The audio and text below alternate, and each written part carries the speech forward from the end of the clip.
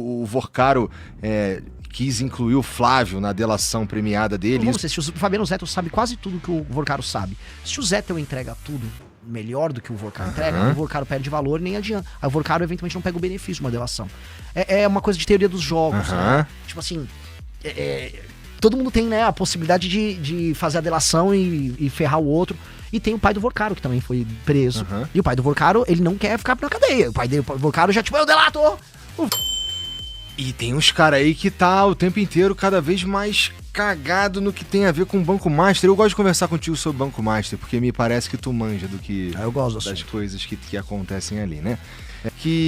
Teve atualização o Vorcaro quis incluir o Flávio na delação premiada dele, e isso muda completamente o jogo, né? Não sei se muda completamente, mas com certeza muda o jogo, né? Porque agora ele tá prometendo uma delação com o Flávio, que é um pré-candidato à presidência da República, né? Com Alexandre de Moraes, que é um ministro do Supremo Tribunal Federal, né? E vamos ver os outros nomes. Lembrando que a delação hoje do Vorcaro, ela concorre com outras delações. Claro, tem a delação do Fabiano Zettel, que era um dos sócios do Vorcaro, e tem a delação do Augusto Lima, que foi uma espécie de sócio do Vorcaro, foi o cara que começou o escândalo ainda na Bahia, no Credit Sexta. O Augusto Lima se delata, ele derruba um monte de gente do PT. E muita gente da Bahia. O Fabiano Zettel vai derrubar muita gente da mídia, influência, gente religiosa. É mesmo? O Fabiano Zettel era o operador pra comprar... A gente precisa de todos eles, então. O ideal era todos. Tá. Só que assim, vamos dizer, se o Fabiano Zettel sabe quase tudo que o Vorcaro sabe. Se o Zettel entrega tudo melhor do que o Vorcaro entrega, o Vorcaro perde valor e nem adianta. Aí o Vorcaro eventualmente não pega o benefício de uma delação. É uma coisa de teoria dos jogos, né? Tipo assim... todo mundo tem, né, a possibilidade de fazer a delação e ferrar o outro. E tem o pai do Vorcaro, que também foi preso. E o pai do Vorcaro, ele não quer ficar na cadeia. O pai do Vorcaro já, tipo, eu delato! O Vorcaro também já deixou claro que ele não quer ficar na cadeia. Ele quer, inclusive, voltar a ser o dono do Banco Master, cara. O Vorcaro nunca que... O Vorcaro tava na Ego Trip. E como ele tinha comprado todo mundo, ele, no fundo, achava, cara... Eu só vou pegar e botar meu banco pra andar de novo, eu dou um jeito. Porque o cara tava muito na Ego Trip. Tenta imaginar, assim, é um escândalo, ele tava rodando bilhões. Então, quando a gente fala assim, ele fez um contrato lá com o Flávio Bolsonaro que ele ia pagar centenas de milhões, isso não era nada. Era nada, era merreca, sabe? Só com o BRB foram bilhões. Não, na mesma época ele tava pegando, eu tava conversando ontem com o Felipe aí, que na mesma época que do vazamento das mensagens do Vorcaro falando pra pagar pagar, não deixar de pagar o lance do filme do Bolsonaro, o Banco Master estava recebendo aporte do Rio de Janeiro lá na mesma época. Sim, da Previdência. Então a gente tá falando de chega a bilhões e o cara entrega aqui, eu estava ali falando de 60 milhões de reais. Sim. Chega a bilhão. Né? Assim, o Felipe Moura Brasil, ele é um cara muito inteligente e ele tem uma memória prodigiosa e ele, por ser inteligente, ele consegue juntar pontos. O fato de o Flávio Bolsonaro ser um dos donos do governo carioca desde que o Cláudio Castro entrou. Ele é um fiador ali. Ter indicações na máquina do governo Cláudio Castro. Ser próximo do Vorcaro e o Vorcaro claramente dever favores a ele. O Cláudio Castro também deveria favores ao Vorcaro. E o Cláudio Castro comprou bilhões em títulos podres do Banco Master via Previdência do Rio de Janeiro. Ao mesmo tempo em que o Flávio Bolsonaro tinha um contrato injustificável de centenas de milhões, quando você junta os pontos, você acha que o Felipe Moroso tá assim meio que... Não vai falar, mas acho que a gente tá jogando no ar. Gente, parece que tem algo aí, que se alguém juntar direitinho, meio que todo mundo sai satisfeito ali, né? Só o não aposentado do Rio de Janeiro, mas parece que tem. Assim, muitas pessoas muito próximas ao Flávio Bolsonaro beneficiaram muito o Banco Master. Eu vou citar 3. João Roma, que era ministro do governo Bolsonaro. Ele soltou uma MP que permitia o aumento do crédito consignado em 2022, no ano da eleição, e todo mundo achou que aquilo era só uma medida eleitoreira. Por exemplo, pega uns auxílios que vem do governo e aí você pega um empréstimo calcionado nesses auxílios. Né? Nem calcionado, você pagava com auxílio. Pô, isso é uma medida populista. Não foi só populista, porque isso turbinava produtos como o Credit Sexta, que era no Banco Master. Isso é uma coisa. Isso aconteceu no governo do pai dele. 2, o presidente do BRB, o Banco de Brasília, era muito próximo do Flávio. Muito, muito próximo. Foi o cara que liberou aquela casa de maneira inexplicável lá com aquele financiamento pro Flávio.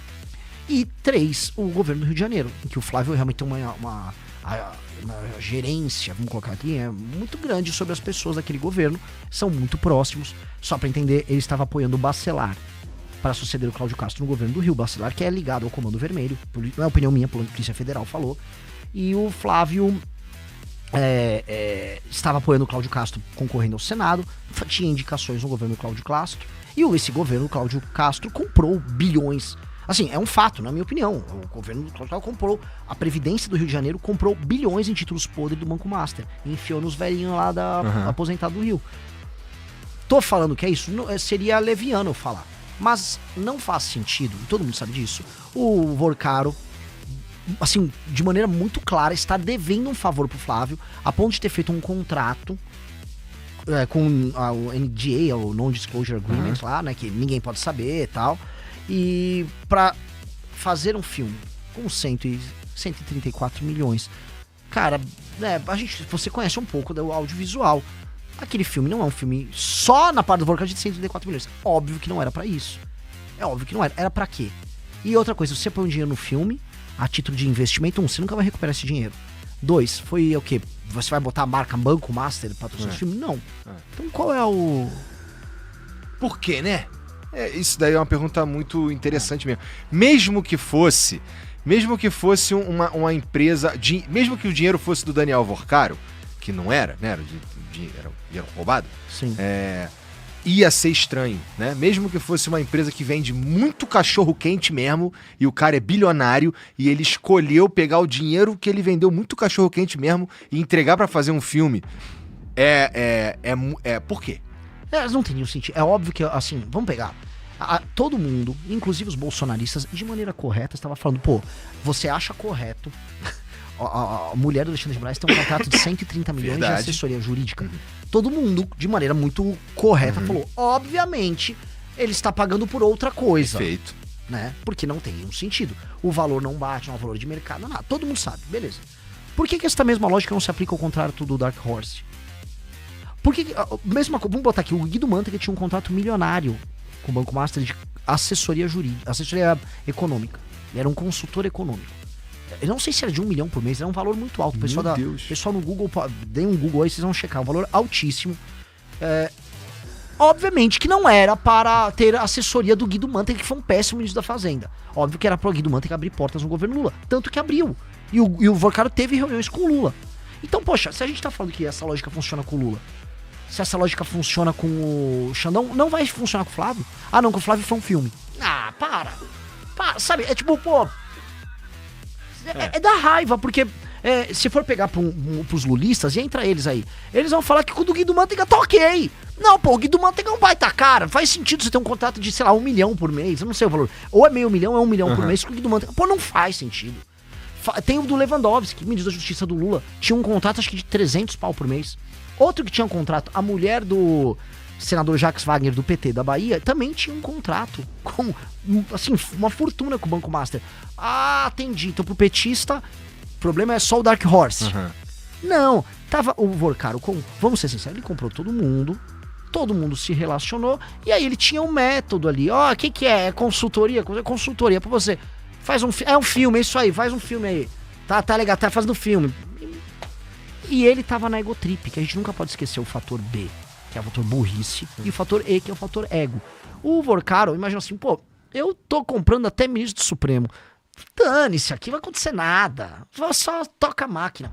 E o próprio Vorcaro tava com plano também de montar um grupo de mídia.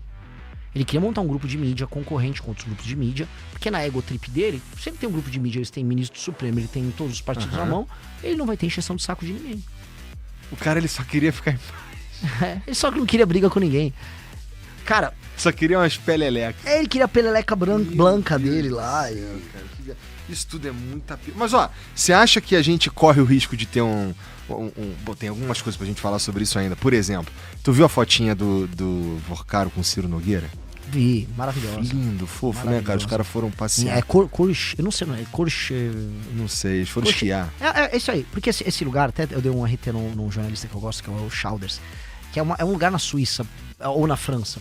Eu acho que é nos Alpes franceses. O pessoal da produção puder ver, acho que chama Courchevel, não sei como é que fala. O lance essa galera toda vai pra lá.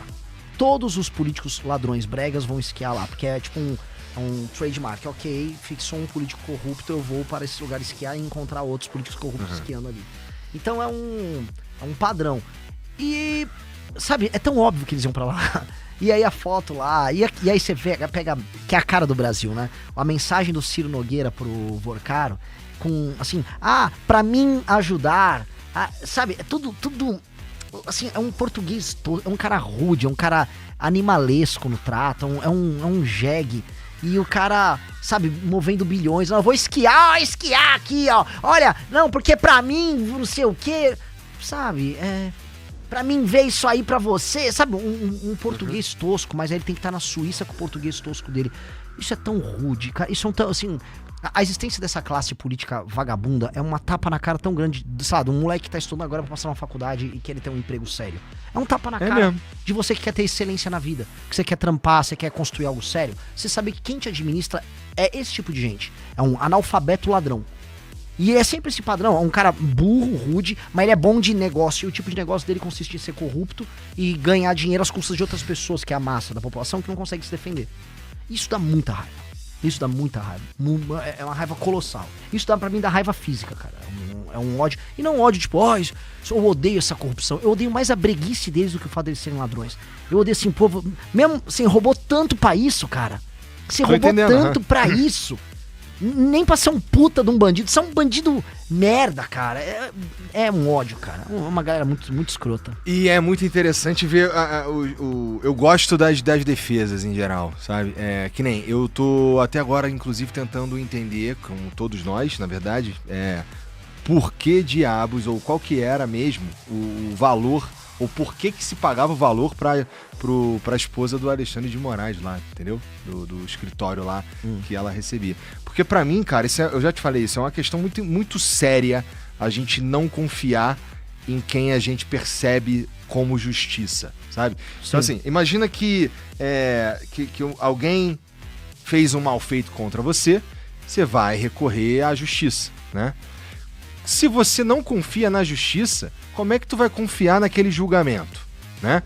Se o cara que deveria estar me dizendo se uma coisa é constitucional ou não, tá envolvido num escândalo que ele não explica pra gente o que eu vou ficar aqui achando que ele é corrupto, né? Eu não queria achar que a gente tem ministros do Supremo Tribunal Federal que poderiam correr o risco de ser corruptos, tá entendendo? Uhum. Eu queria entender isso e uma explicação. E a gente, como eu te falei provavelmente já também, não estamos falando de um cara que não é midiático, né? Estamos falando de um cara que é bem midiático. Sim. Cara... Sim.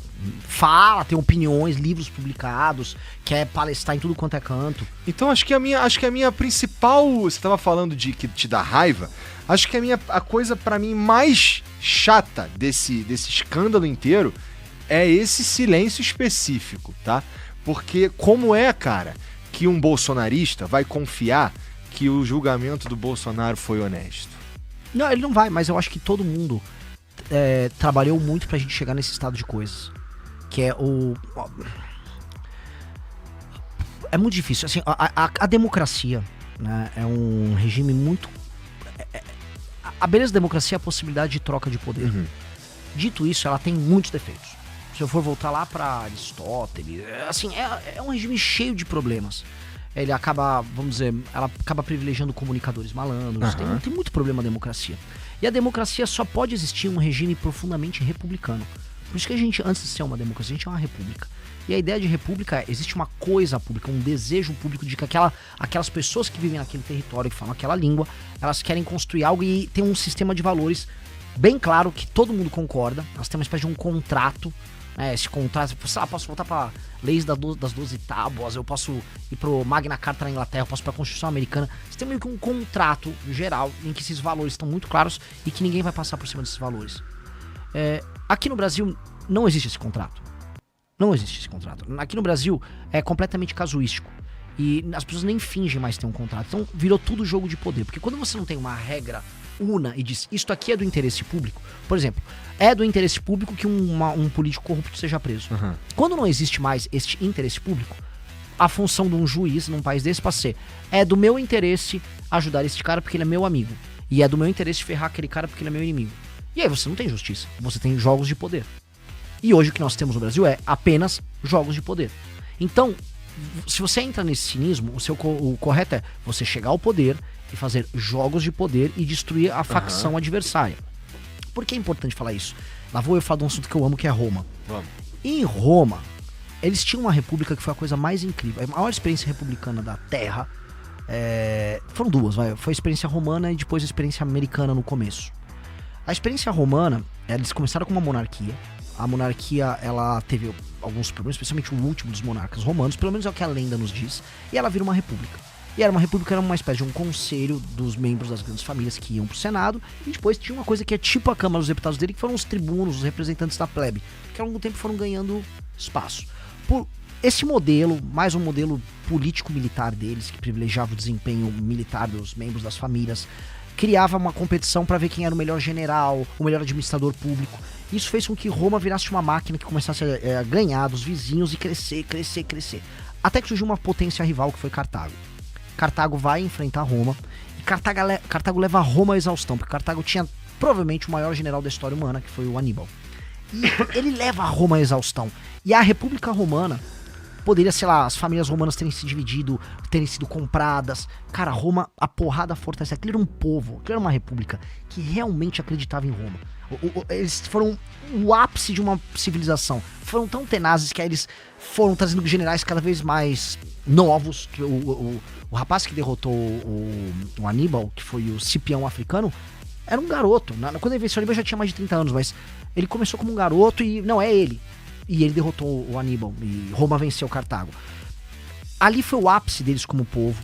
E depois, o que acontece? Por várias razões, eles viram um império, vêm escravos, eles destroem os romanos proprietários de terras rurais, as pessoas migram pra Roma, Roma incha de gente, aí você tem uma briga por terra, aí você tem os irmãos Tibério e Caio Graco, você começa a ter uma revoltas em Roma, e aquele povo que era um só, ele se divide em duas facções, que era a facção dos populares e a facção da elite, vamos botar aí. E aí você começa a ter guerras entre as facções, e é quando o Roma entra nas famosas guerras civis, Mário e Sula, até chegar às guerras que a gente conhece, famosas, que tem o Júlio César contra o Pompeu, né, aquela história toda que envolvia a Cleópatra. Como isso se resolveu? O Júlio César ganhou a guerra faccional. Ele venceu a guerra, e ele fala assim, a gente precisa restituir a ideia de uma Roma una. E ele não poderia, nessa lógica, e essa é a ideia por trás disso, ficar permanentemente se vingando. Então, não foi o Ciro, eu tô esquecendo agora, um dos grandes romanos que se opunham ao César, ele tinha cartas e mais cartas, e quando ele foi capturado pelo César, ele se matou. Acho que foi o Catão, o segundo Catão. E ele tinha as cartas. O César podia pegar todas aquelas correspondências que ele tinha com outros nobres e tornar público. E não, o César não fez isso com ele. O César se tornou um líder único em Roma ali, e ele falou, vamos restituir Roma. O César morre, ele é morto no Senado, e aí assume o Augusto, Otávio Augusto, que se torna imperador, e aí a Roma entra num outro período de calmaria. O pior momento de Roma, se você olhar direitinho, foi esse momento pré-César, quando todo mundo só pensava, não havia mais uma regra una, era todo mundo contra todo mundo, legião romana atacando legião romana. Não é isso que a gente tá vivendo hoje no Brasil? Não existe um sentimento de Brasil, e hoje eu sou com o PT, eu sou Bolsonaro, eu quero destruir você, eu quero destruir Cara, precisa chegar alguém no poder e vai fazer assim, acabou a guerra, vamos parar essa bagaça. Eu quero chegar ao poder, eu quero virar pra um cara de esquerda, eu não quero te destruir. Eu quero ver como você vai ser útil no nosso projeto. Ah, mas você não gosta de mim? Eu sei que você não vai gostar de mim, a sua função eventualmente não é gostar de mim, mas esse projeto meu aqui você vai gostar. E assim, vamos tocar essa coisa. Eu não vou perseguir você se tiver uma opinião diferente da minha. Mas assim, acabou essa droga. Vamos trabalhar direito. Todo mundo concorda aqui que o Brasil tem terras raras, isso pode ser uma oportunidade pro Brasil ser uma baita de uma nação? Vamos nessa linha? Bolsonaro, eu sei que vocês me odeiam. Vocês são vocês são pró-mercado, vamos tocar uma agenda pró-mercado aqui? Alguém tem que vencer a guerra, que é agora vencer as eleições, e não se vingar. Porque todo mundo sabe que é uma guerra que um quer se vingar contra o outro. Nós não temos que ir pra vingança. E nós temos uma beleza no jogo, que nós temos um outro inimigo pra derrotar. Nós temos o crime organizado agora pra derrotar. Vamos botar o Brasil em guerra contra o crime organizado no ano que vem? Vamos permitir que a pessoa ande na rua com o celular na mão e não seja assaltada? Olha que revolução. O dia que uma moça... Veja só a Revolução Brasileira. Olha como nós estamos atrás. Se conseguimos ano que vem que uma pessoa consiga comprar um celular sem ficar endividada, ela conseguiu comprar o celular num preço justo, e depois ela andou na cidade dela sem roubarem o celular dela, o Brasil já melhorou 10.000%. porque a pessoa foi capaz de comprar o celular sem se endividar e ela conseguiu não ser roubada. Nossa! Cara, o primeiro presente que entregar isso já é uma revolução. E eu quero fazer isso. Eu não quero me vingar do cara A, B ou C. Eu só não quero ser otário também, do tipo, eu vou começar a tocar esse programa, mas eu sou sabotado. Se vier me sabotar, aí eu vou pro pau também. Mas eu não tô procurando dividida. E eu acho que as pessoas precisam entender que é este o momento que nós estamos e é isso que nós precisamos já. Urgentemente. Se você gostou do nosso conteúdo, não esqueça de deixar o like e se inscrever no canal. Até o próximo vídeo.